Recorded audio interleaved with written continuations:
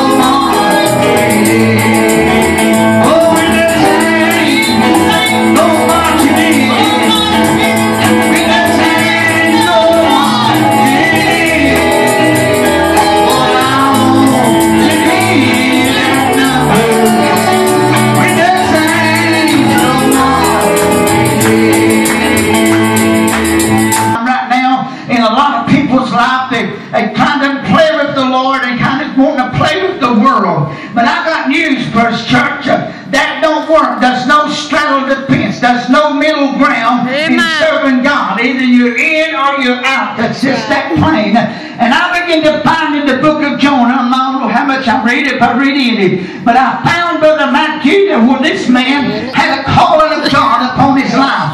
And if God's going to call upon you, that calling, you can take it to the grave with you. You can either serve God or not do what God said for you to do. And on the day of judgment, you'll be lost because you didn't obey what God had for you to do. Amen. Now we know the story of Jonah. How did he fled from the presence of God? He thought he had fled from the presence of God.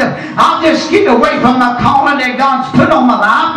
I'll go down and preach when I get ready to preach. And I'll do when I get ready, I'll serve God and do what God said do. But God had a plan. He had a wake-up call for that backslidden preacher Jonah. And so many people out here today has got a calling of God upon their life. Amen. And they're messing around with the world. Amen. And got their mind far away from God. But I'm telling us today, Brother Howard, that time's running out for the church. And time is running out for my family.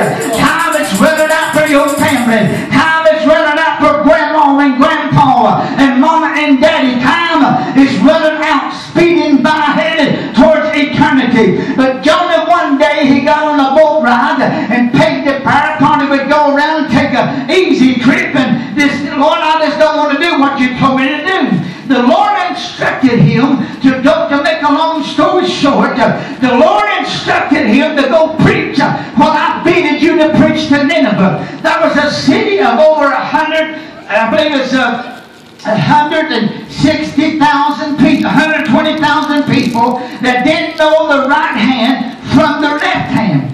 They was ignorant and unlearned. This man had a message, and I thought about this. It stirred my spirit.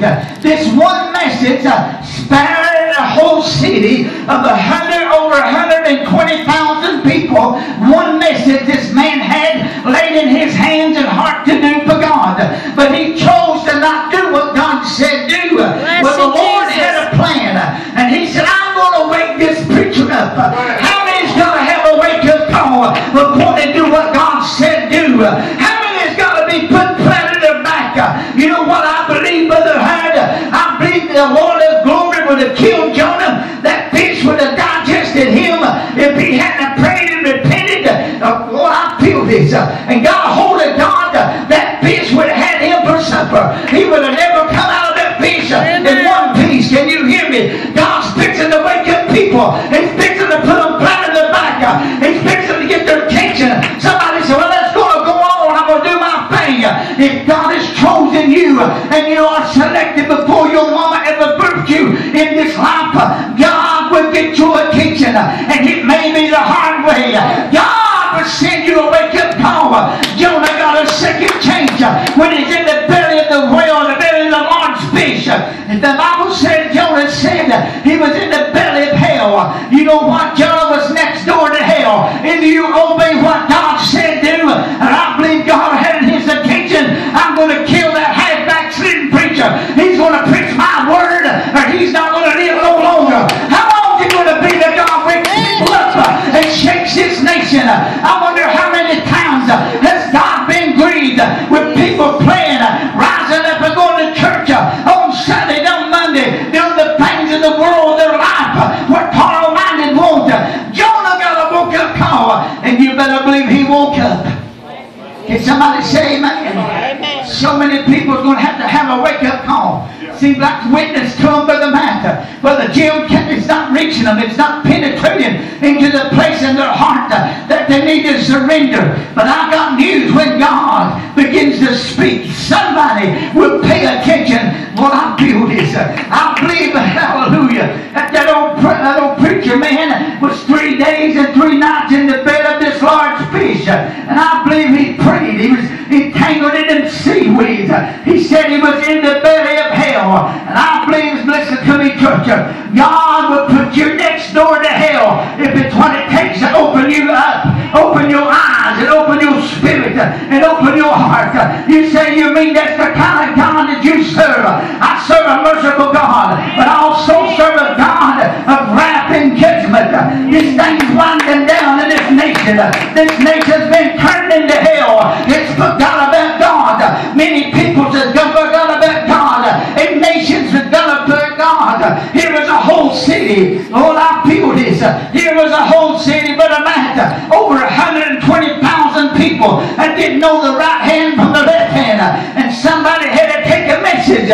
Somebody had to take a word of deliverance, of warning to them. I'm warning us today. If we don't do what God said do, God will wake you up. And listen, Jonah, the Bible said the word of the Lord came to him the second time. And this time Jonah had made his mind up. And the Lord spewed him out upon dry land. And you know what? He went and preached to Nineveh. The king come off of the throne and put sackcloths on. And listen to me, even the beast, even the cattle, even the chickens, even the babies never eat until this fast was over with. The king realized that we got to get a hold of God, and he's going to destroy our city. You know what? I wonder what happened as I was reading and praying. I wonder what would happen if the president come off of the throne and of his so-called throne and then put on a robe of sackcloth and sit in ashes and moan before God. I wonder what kind of thing would happen in America. I wonder what would happen to this nation. This assurance I was standing before you. God is going to destroy them. The last call has come. The last chance to get it right. The last chance for them to make things right with God. Or they was going to die in the fire of judgment. This is coming upon America. We better pray for our children. We better pray for our people. God's anger's been kindled. Yes, I feel God. He was going to destroy this city because sin had polluted. And later on, I forgot a little while later, probably 100 some years later, the city was destroyed because sin got back a hold of the city and polluted the city. I feel God in His house. How many times has God's mercy been on America? How many times has God's mercy been in the floods, in the tornadoes, in the hurricanes? How many times has God's mercy been in the tidal waves and the typhoons? How many times has God's judgment been down and He had mercy? But I'm telling this church, mercy is not going to endure forever. Judgment is coming. Now I can't help but holler. I feel this. That preacher repented.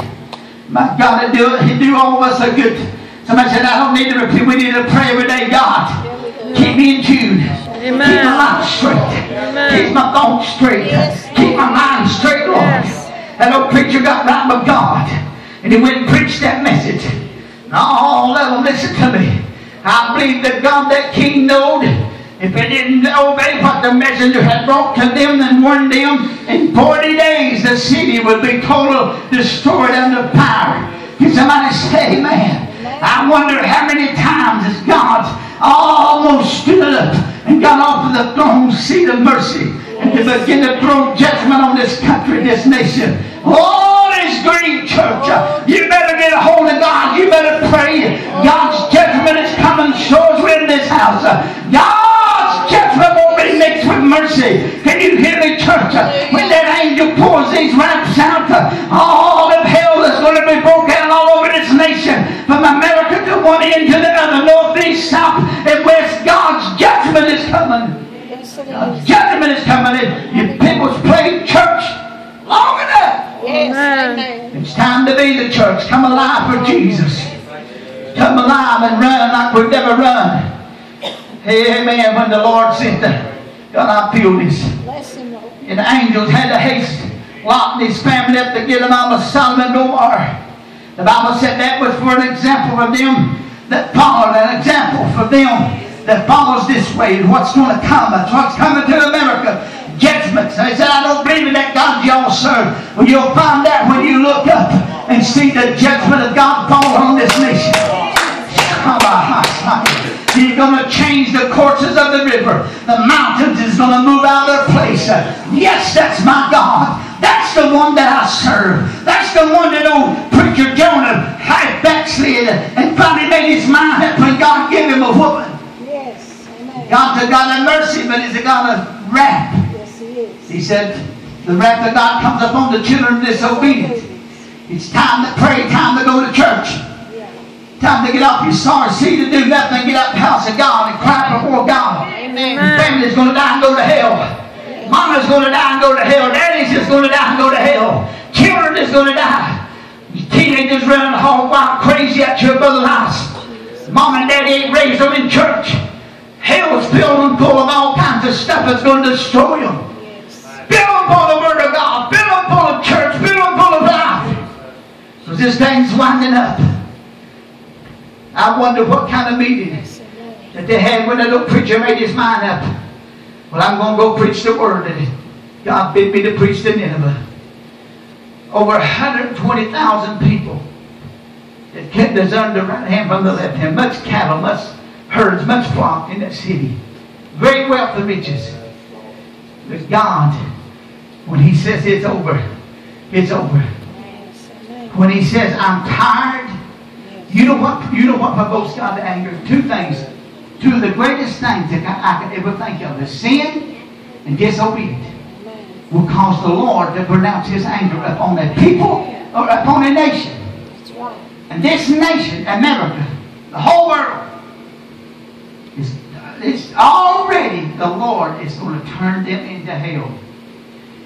When we turn their backs on the laws of God and the Word of God, Brother Jim, God says, I'm going to show you what I can do. He will have the last say. Yes, He will. He will be the supreme authority. He is. Amen. These heathens and infidels and don't even believe in God and don't even respect the church. They don't change God. They don't belittle God one bit. My God is still God. He's God in Tennessee. He's God here in Virginia. He's God in West Virginia, California, wherever it may be, Japan, Ohio, I don't care. He's still God. Still God. And God ain't going to change. Amen. He's God back at the door. He's God up on the pulpit. Yes, amen. And His name is Jesus. He's the greatest thing that's ever happened on Paul that I've ever known in my life. Yes. Can you hear me, church, just a few more minutes? He's the best thing that's ever happened to us for the last. Like we've all been praying for Mama Mary. Come out of the doctor says, well, it don't look too good.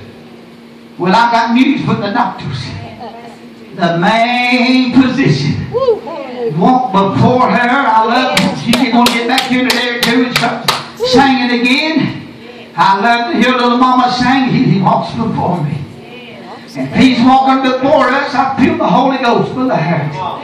Has not a devil in hell upon this earth or the principalities of the air big enough to break me. If He's walking before me, the devil has to face Him before he faces me.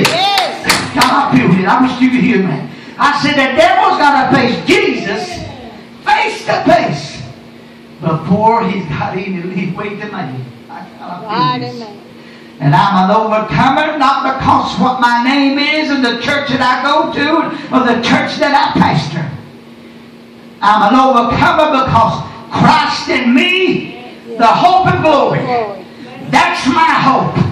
My hope ain't in this world. Oh God, I feel this. My peace is not in this world. My peace is in Him. He said, I'll give you a peace not like the world gives you. I'll give you a peace that compasses all understanding. When hell is throwing a storm at me, when I don't know what to do, I put it in God's hands. When the world brings me down and casts me down and comes against me, I'm going to put it in God's hands. Because God knows how. I wish somebody could hear me. I said, God knows how. I don't have to know when my miracle's coming. I just got to believe my miracles is coming when I'm asking for a miracle. I just got to believe it. Oh God, I fear it is. Somebody said, Brother Paul, you're praying for your people. I'm praying for your children, my children. Them that I don't even know, I'm praying God have mercy. Just a little bit longer. Send some laborers in the field. Let us reach these souls before hell takes them. Yes, there have been many at the very pits of hell, or the pits of hell, and preaching and praying that brought them back out of the claws of hell. Can somebody hear me? We better get a hold of God. You better get wrestle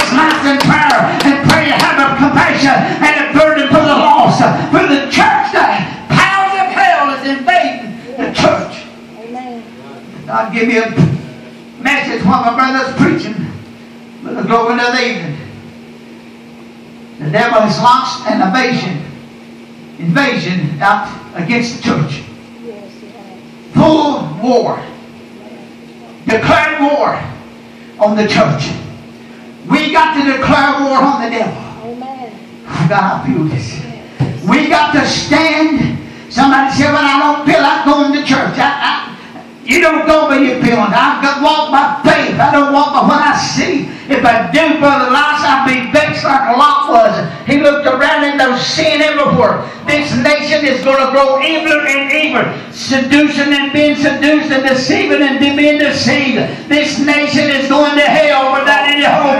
When you turn your back on God, you don't have hope. I don't care what the world says.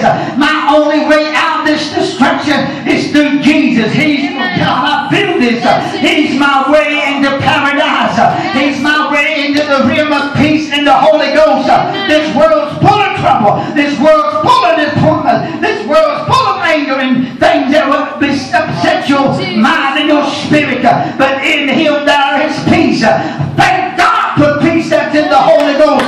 Thank God I can feel peace when all of hell is around me. Thank God I can feel peace when people say, I don't agree with what you preach. I don't agree with that Jesus stuff. Thank God He's always around me in the inside of my life. He said, well, two or three is gathered in my name. I'll be in the midst. Can you hear me? He's here, not only here in Himself, He's in my spirit and my heart. Oh, yes. Bless Him. He's living inside of me. This thing is winding down. Somebody said, well, Brother Paul, I don't believe that's a fish swallowing. It ain't humanly possible. I don't care what you say, humanly nothing. If the Word said it, I believe it. Amen. Can somebody say amen? Amen. They say they don't add up for science. Science is ignorant. The Word is truth. Yes. How many hear what I'm saying? Amen. They can come and get this Word, Brother Harold, all they want to. But lots of say all manners of things, but that still don't change the Word. What is written is forever written. Amen. God, in this life and the life to come. Thank God I've got Him inside. I've got His Word. Lord, have mercy. And I thank Him for waking me this morning. There's thousands of people across this nation. Thousands of people that used to shout the victory. That used to walk in Jesus. Used to have the Holy Ghost. Bless Him, Jesus. Used to be baptized in Jesus' name. Somebody said, I don't agree with that. Well, that's your problem. I got revelation of truth. And Jesus is His name. Oh, God. Just because what you used to do, if Brother Jim is not going to get us to the kingdom, I have to have an increase. Amen. Oh, God, have mercy. As we preach and teach, there's books of remembrance and books of records in heaven being kept right now. And I wonder, it's like the Sunday school, the little kids, we used to have a poster thing, and when it was there on Sunday, they put a star up. And the Lord is keeping a record. I don't know if He's putting stars beside your name or not. But I guarantee you there's a name recorded. Whether you're doing what God said for you to do because of the book. God, I feel this. A book of remembrance. How many can believe what Brother Paul's saying? Jesus said, when I come, I'm coming quickly. My reward is with me to give to them according to their works. What is that telling us, church? If we sit down for 20 years and ain't doing a thing for God. Supposed to have been serving God for 25 years and today there's not a lick of increase in their life. I wouldn't want to stand before the Lord. I wouldn't want to stand before Him, Brother Lice. God have mercy. And say, Lord, I used to do this and I used to do that, but now I just go to church and be a member. We just don't be members. We don't just go to church. We become the church. This building ain't going nowhere. Thank God for the builder that we worship in. We are the temple of the Holy Ghost. We are where the Most High God lives inside. Whew, God, I feel this. Somebody said, I don't believe in the Holy Ghost. Well, does that change the Bible? No, that does not change the Bible. There was 3,000. We talked about this a little bit in Sunday school. Peter preached a message, Brother Matthew. I told the church, I said, my God, I'd like to preach a message. One message, and 3,000 people was added to the church. Boy, I tell you what, that made me feel like I was 20 foot tall in the Lord. Preach one message, and 3,000 souls added to the church. The message that he preached was repent and be baptized in the name of Jesus Christ for the remission of your sins, and you shall receive the gift of the Holy Ghost. The Holy Ghost is for us today. That's my leader. That's my guide. That's Him living in me. God, I feel this. That's that quickening spirit. When I hear the trumpet sound and see Him split the clouds of glory, that's what's going to quicken and change me. Oh God, I feel this. I feel the Lord. And I want to be on the Lord's side when He comes. I know people personally that used to be full of the Holy Ghost. There's no such a thing half full of the Holy Ghost. I told them that in Sundays, but I'm trying to hurry. There's no such a thing as a quarter of the Holy Ghost, or 3/4 of the Holy Ghost. The Bible said it built the house. Till on the day of Pentecost, they were all one accord, one place, one accord at the end of the room.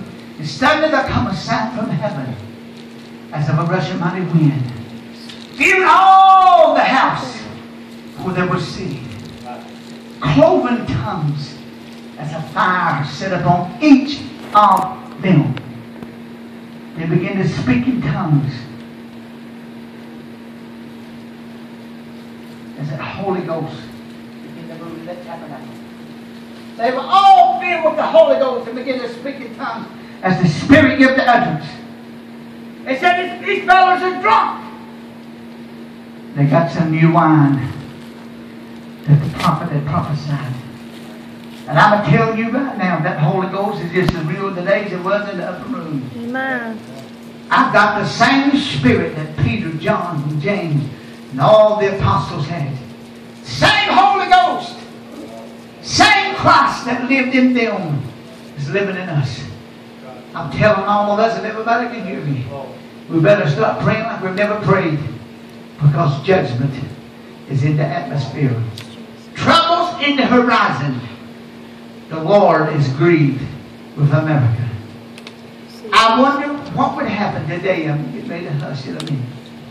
If Peter, James, and John walked through our towns today, if they could come back and walk through our cities, Brother Hurd, Brother Last, walk through our churches, how disappointed they would be. Amen. I'm going to tell you something. Church is more than a puppet swinging on the string. Yeah. Church is more than a bunch of Jezebels or things across the pulpit. Church is something that's very sacred. Amen. Oh, God, I feel this. Yes, Lord. I fear my God. I fear Him that's able to destroy both body and soul in hell. Amen. I try to keep a check on my life and a watch on my soul. God, I feel this.